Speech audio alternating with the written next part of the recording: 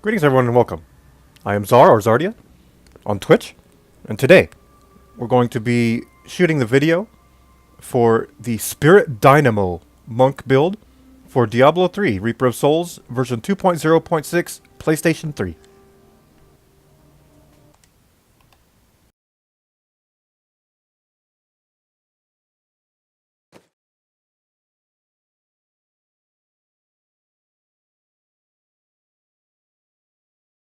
We'll begin by going over our gear, then our skills, then our passive skills, and our paragon.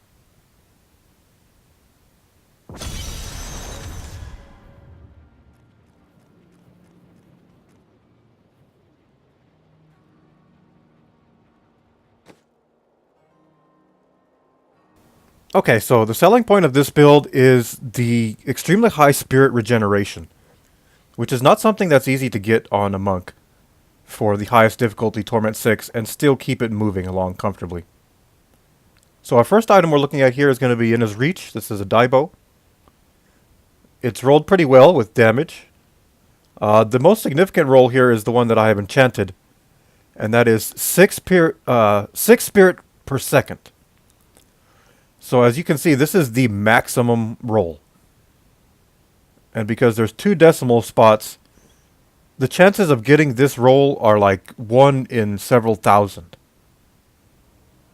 Extremely rare to get that high of a roll. It took a lot of money and a lot of materials to get that roll, but we were able to get it. And of course this gives us our in a set bonus here. 250 dexterity plus, 124 life per spirit spent, 2 spirit per second. Resource cost is reduced for Sweeping Wind to basically nothing. And you get the base effect of all 4 mantras. And that carries over to your allies as well. So this is more of a group build. It works very well in groups.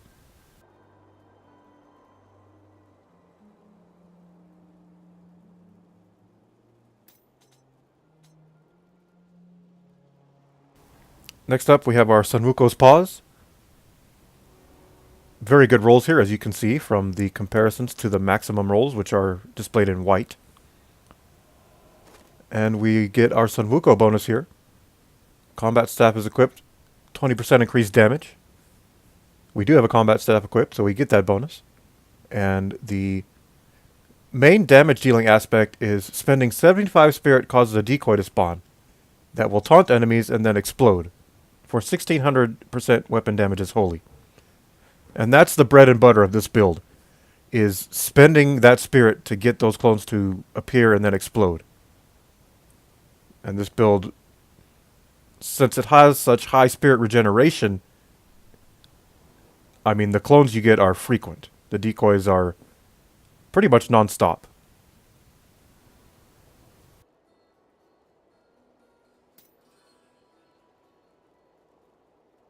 So next we're looking at our Sanwuko's balance here. This is key in the build because it kind of balances everything out, and it allows us to use Oghilds as well. Oghilds being a very good skill and set bonus. The downside is that Sanwuko's balance always rolls with resistall, so you can't get the extra resistall bonus from just having a single elemental resistance, which would roll anywhere between 140 to 160. You're kind of stuck with the 98, or excuse me, the 91 through 100 resistall. But it balances out, so.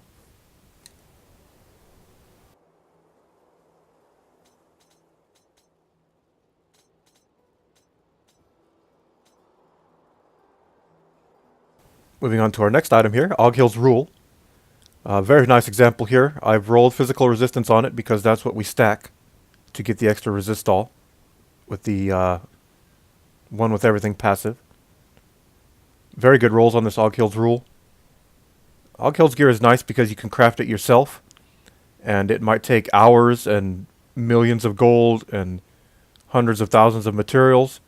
If you stay at it long enough, you will eventually get the exact rolls that you want and need. And that is the case here.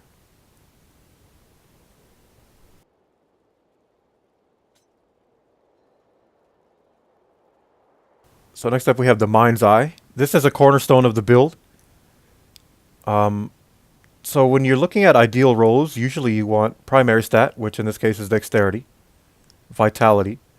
Instead of spirit per second, most people, or for most builds, you will want to go with critical hit chance. The only reason that I have enchanted vitality on this instead of critical is to assist with the survivability, and also because of this insane spirit regeneration that you get, not only from the added bonus there in orange, but also the 2.5 per second, which stacks on top of everything else. It does nearly as much damage as a build would with the extra 6% critical hit chance. So basically, as long as we are within Inner Sanctuary, we get that insane spirit regen per second. It does have maximum spirit instead of physical resistance. With physical resistance, our defense rating would go up quite a bit, and we would only lose 14 spirit. I would much rather have physical resistance on this, but I mean, beggars can't be choosers, right? It's a pretty rare item, and it's rolled rather nicely, so for now this works, and it aids with our insane spirit regeneration.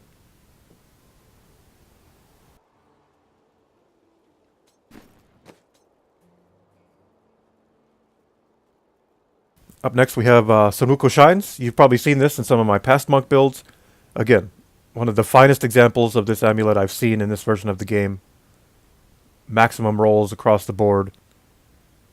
Only thing that could make it better is physical resistance instead of damage from ranged. And I carry these other amulets because they absorb arcane damage, poison damage, and cold damage. All of which can get you into trouble sometimes with some of the more nasty elite packs. So next we have our Oghild Search. Again, extremely difficult to get these kind of rolls, but being Oghilds, I took a lot of time to craft the one that I needed, with physical resistance, with holy skill, high dexterity, high vitality, and I was able to enchant maximum critical hit chance on it.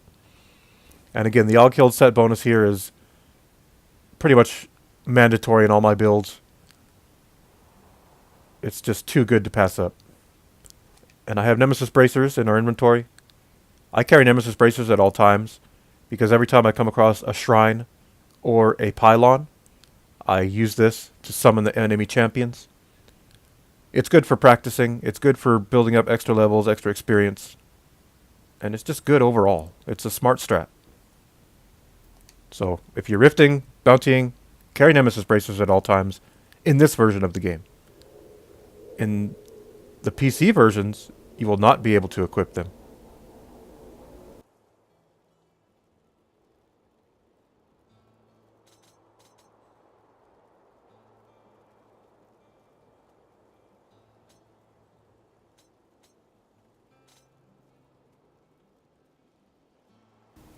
So up next here, we have our Stone of Jordan.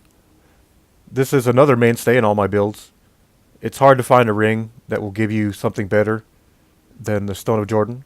And as I explained earlier, I'll explain again, this is the Smart Drop Stone of Jordan. Meaning you can only get a Stone of Jordan with these rolls for the monk if you're playing as a Crusader. And you get the Smart Drop. So basically you have to raise a level 70 monk. You then have to raise a level 70 Crusader. Play with that Crusader almost exclusively until you get the Smart Drop, which is this item, which the game recognizes you have a monk, and there's a rare chance that it will drop items for that monk as you play as Crusader, but the actual rolls are suited to the Crusader. Normally monk will only get 3 primary rolls instead of 4. And of course we have physical resistance here. We're able to enchant the elemental, an ideal Stone of Jordan.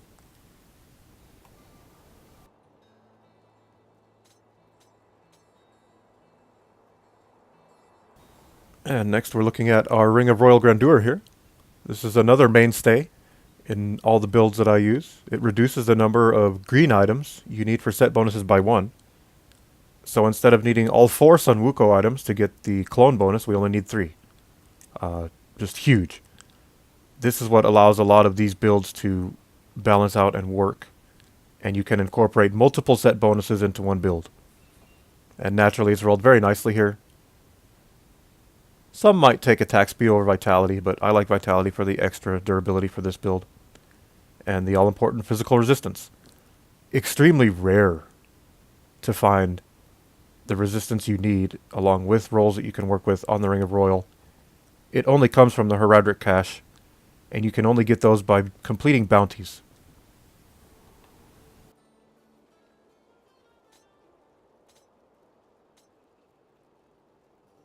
So up next we have our Boots of Disregard. These are nice with this build because, for the most part, you're stationary within Inner Sanctuary and you're spamming Cyclone Strike and Mantra of Healing to spawn the clones. So you're basically holding still. And the extra bonus in this item gives you 500 life regeneration per second for each second you stand still for up to 8 times, aka 8 seconds. So if you stand still for 8 seconds, you gain 4,000 life regeneration. That's really nice. And it works very well with this build. Again, these are also very rare. They only come in the Heraldric Cache. So I had to take a while to get a hold of these. But they work very well.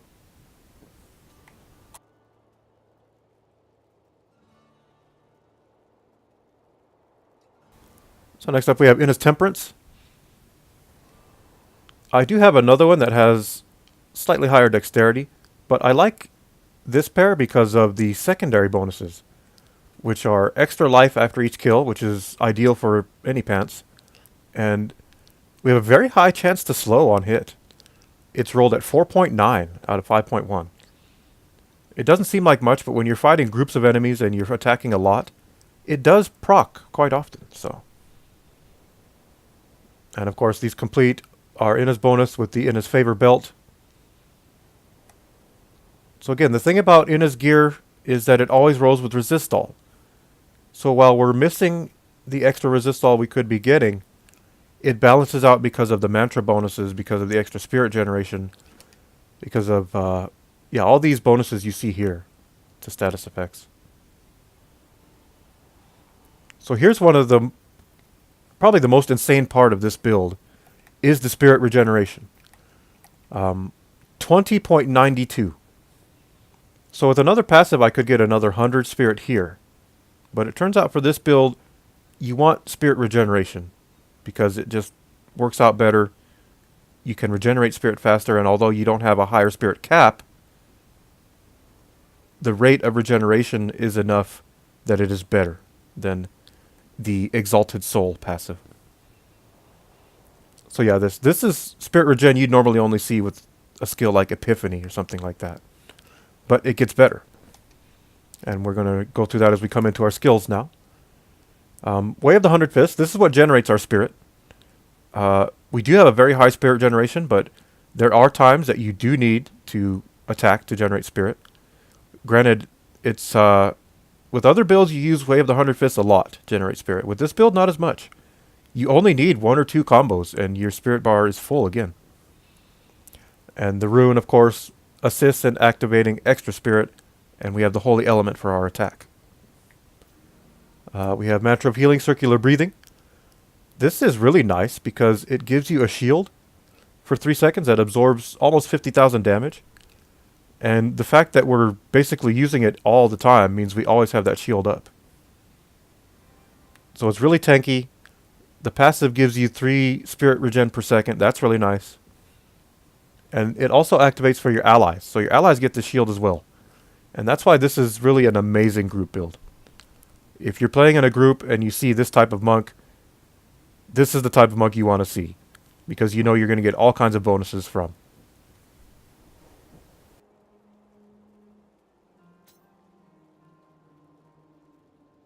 So next up we have Cyclone Strike. This is a very good utility skill. Instead of having to chase the enemies around, which some other holy builds will have to do with Epiphany, being able to dash to the enemy, with Cyclone Strike you just pull them all towards you. So everything is right on top of you when the clone explodes. Everything takes damage from the clone. And anything that tries to get away from you really can't. And with the Inner Sanctuary skill I have in the rune, it increases your area of crowd control.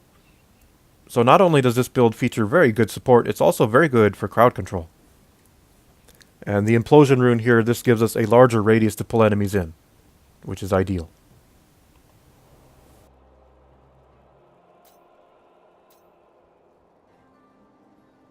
Next up we have Mystic Ally.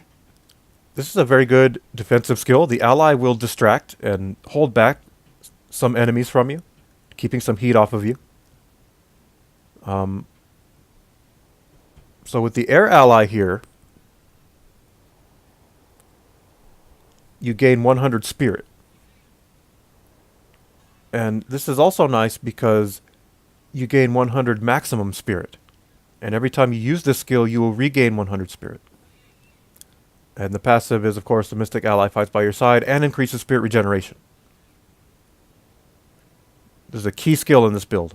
The frequent 100 spirit you get is really nice. So next up we have Sweeping Wind.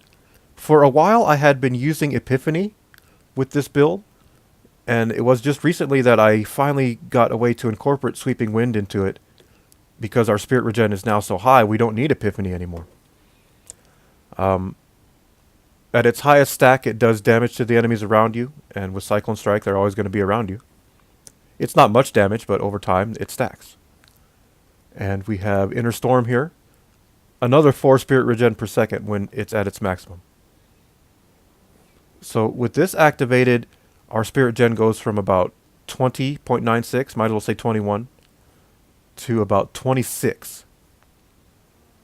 So because of the skills we have, it actually increases that from 4 to 6 spirit generation.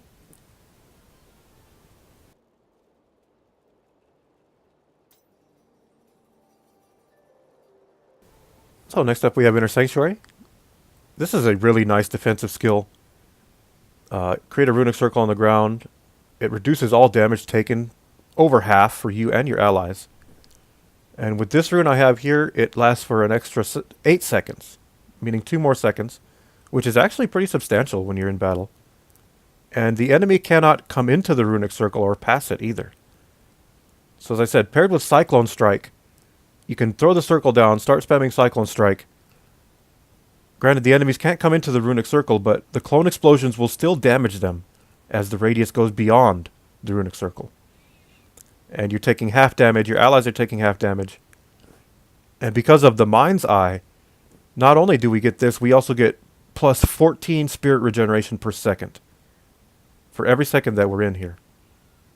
And that's the real selling point of this build, is that you get some insane spirit regeneration as long as you have Inner Sanctuary active.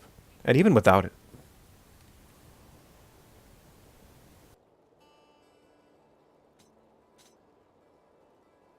So passives. As we touched on earlier, you can go with Exalted Soul. You lose what I've estimated to be about 5 to 6 spirit regeneration, but you gain 100 maximum spirit. In my testing, I like Guardian's Path better for this build.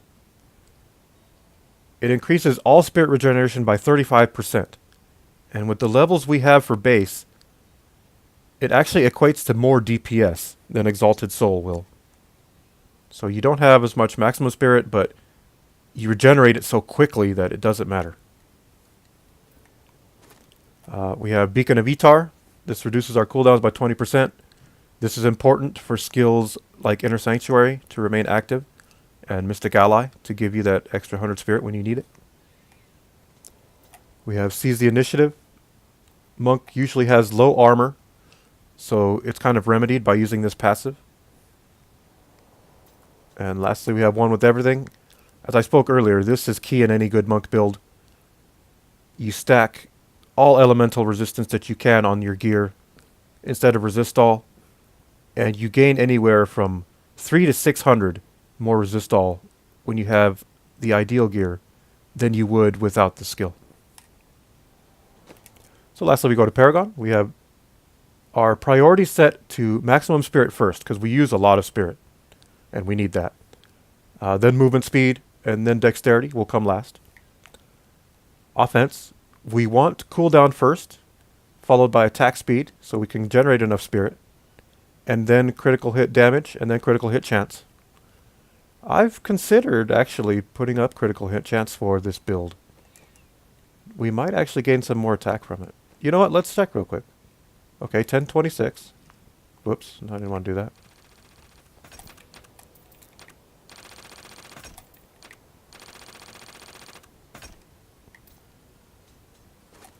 So let's see what happens if we boost crit all the way.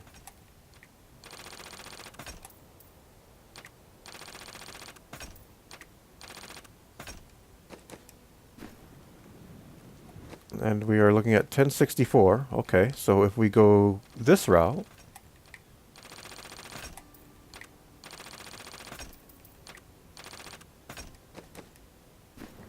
and wow, look at that, it's the exact same. So I suppose critical hit chance would be more lucrative, as it's kind of something that we're missing right now. So I suppose I'll keep it like that. Innovating as we record here. Okay, so defensive, you want armor first, because armor is what Monk desperately needs. Followed by resist all, then life regen. And lastly, we want life on hit to stay alive, resource cost reduction, area damage, and gold find. So, we are finally through all that gear. That was definitely one of the more lengthy descriptions of the gear that I've had to go through. We're going to go into the Rift and showcase what this build can do now. And I'll show you how high the spirit regen can actually get.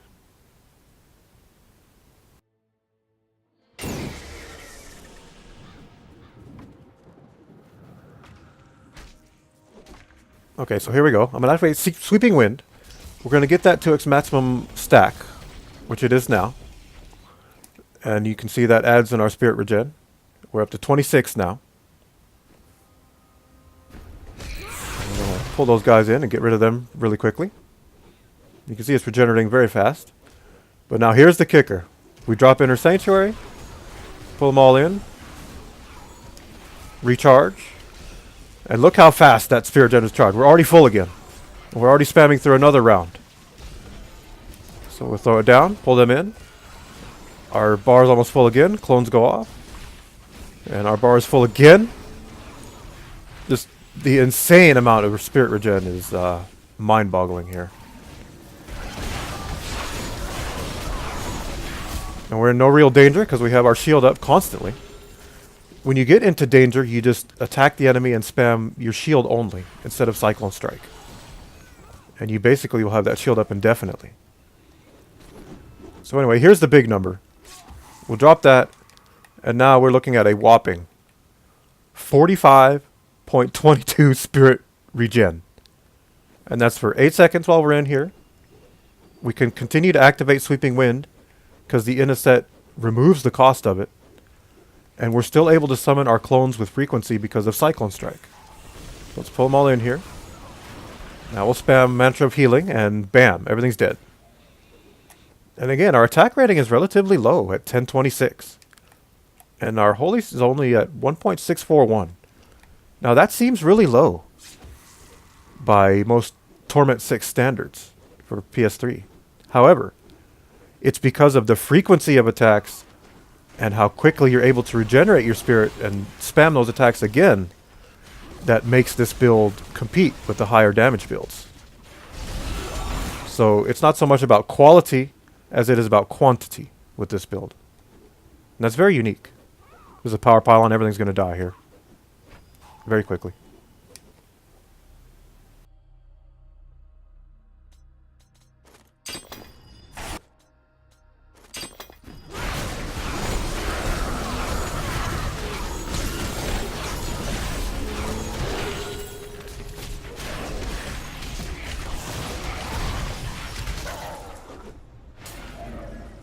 And another nice option is, sometimes when you throw down Inner Sanctuary, they will run away.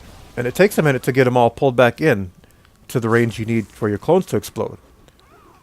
So with this build, what I do is, I only spam Cyclone Strike, which is square, until I get everything close. There's still one over there. Let's get him over here. Come on. Oh, Mystic Ally is blocking him. So anyway, once I get all the enemies close, then I hold R2 and start spamming Mantra of Healing. And the clones will summon twice as fast. So, like there. Now I get them both in. Now I can spam Circle of Healing and we get a full clone spam. it only takes like 1.5 combos to completely refill all 241 spirit. And we use Mystic Allies to restore 100 of that periodically. Just ridiculous, the amount of spirit regen to this build. I've never seen anything like it. My goal was to create an Inna's build that could compete with the other Omnipotent Holy Master build. And I think that I've done it with this. Okay, everything's close. We're going to charge that up real quick. And we're already full again. There's another round. Couple combos. Throw that down. Pull them back. And they're all dead. Now, elites like this can be a pain sometimes. Because they like to run away. But you just get close to them and...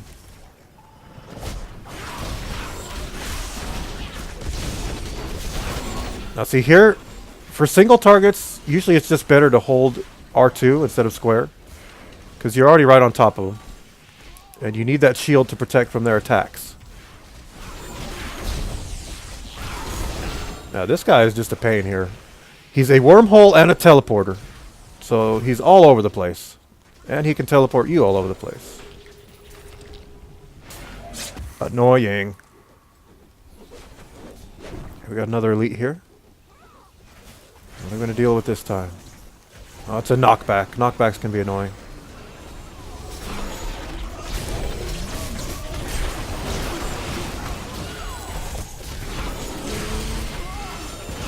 Okay. So, again, as long as we say Inner Sanctuary here, look at that spirit regen. And everything's just dead. Oh, we got a hand crossbow. Now, see, that's a smart drop. The game knows I have a demon hunter. And so a hand crossbow is dropped. Okay.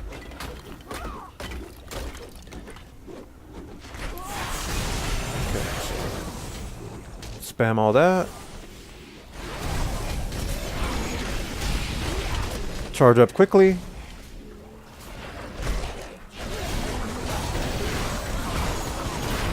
Pull everything in. Wow. And again, when you're playing with others, they love to see a build like this. Because not only are they getting shield, they're getting bonuses via your mantras. They can hang out in your Inner Sanctuary and take half damage. You're also pulling everything in. So if they're like a Crusader with Holy Shotgun, and everything you pull in, they can just stand right next to you and do massive damage. Crowd control hype.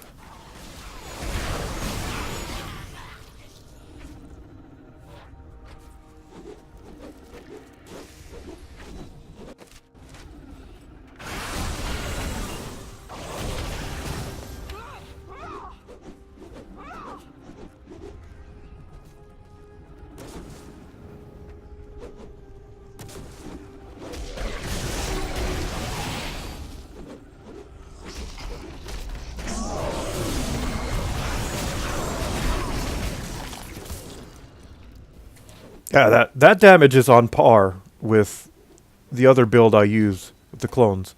And it has almost 300k more attack. Which is just nuts. It's like this build shouldn't do as much damage as it's doing.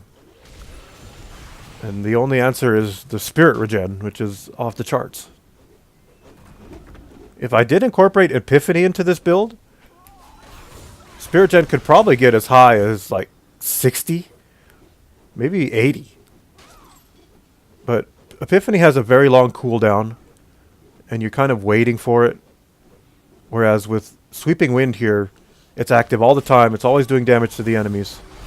And you're always getting that extra 4 spirit regeneration from it. So, everything just works out great for this build. We've been in no danger at all. We're flying through this rift. We're already at 91%. And we should have a Rift Guardian coming up shortly. I'm hoping there'll be enough enemies on this map to trigger it.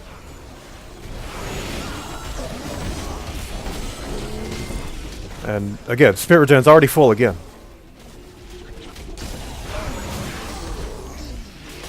Just craziness. And our Rift Guardian is here. Who is it? Okay, this guy will be a pain. This guy likes to move around a lot. We're probably going to be using shield with him mostly.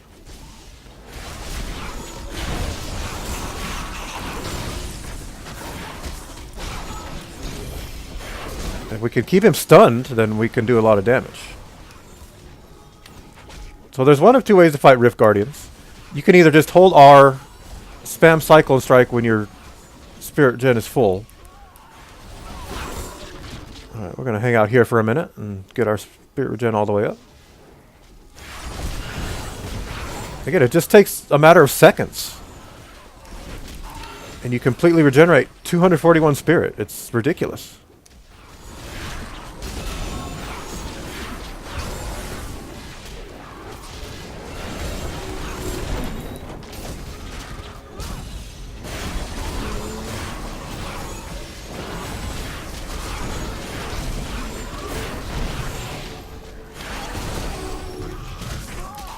Now he's getting mad. He's going to summon more.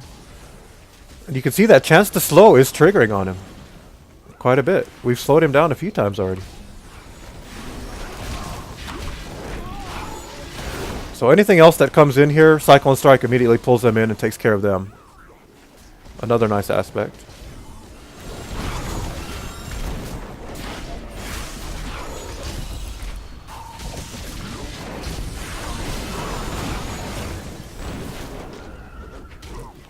So this is a bit of a busy build. You're having to watch your spirit all the time and recharge it and keep an eye on several factors. But it does a bit of everything. Oh, we're in danger now. What happened? How did we take so much damage there?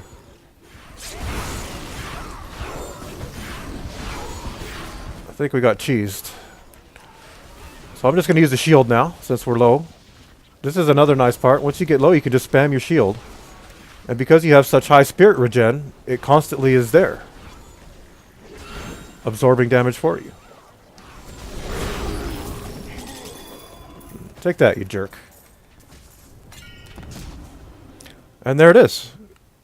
That is the Spirit Dynamo monk build. Hey Slurpee, welcome. This is Torment 6. We do have a command for the current build. I'm going to get that in the chat now, so I have this for this official video.